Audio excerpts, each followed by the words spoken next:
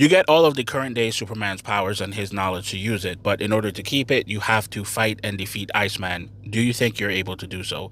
My answer is yes. Now, this conversation here isn't about Superman versus Iceman. This is you, the fan, versus this character. And in order for you to do this, especially if you're a huge fan of Iceman, you should apply your knowledge of the character as well as your knowledge of Superman's powers and just use it to do what you need to do. For me, I say yes because in order to beat Iceman, what I would do is fight him at a molecular level, which is something that Superman can see and affect.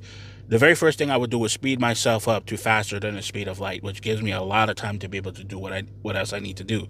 The second thing is to observe the universe at that molecular level and start looking for water molecules and figure out what's affecting them in what type of way and determine which one of the things that's affecting it is Iceman's signal, which is his will that's affecting it from whatever distance he's at.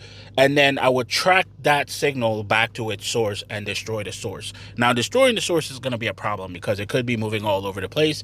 And also, it could create a situation where matter cannot be destroyed.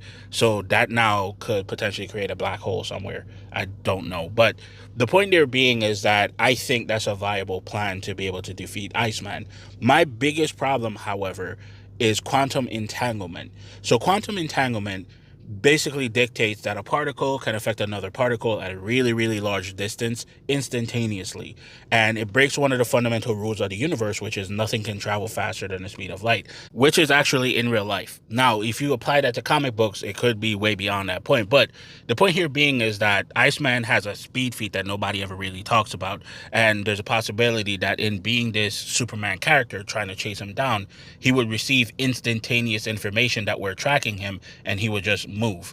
Now, Superman also has two great defenses, which is the aura field around his body that also is in his organs and on his cells, and also his ability to become intangible. So there's a possibility for me to chase Iceman for as long as possible, for as long as I'm able to maintain those two things. And being affected by certain stars will have a problem as well. But the point there being is that we still could defeat Iceman if we just kind of use our brains to get there.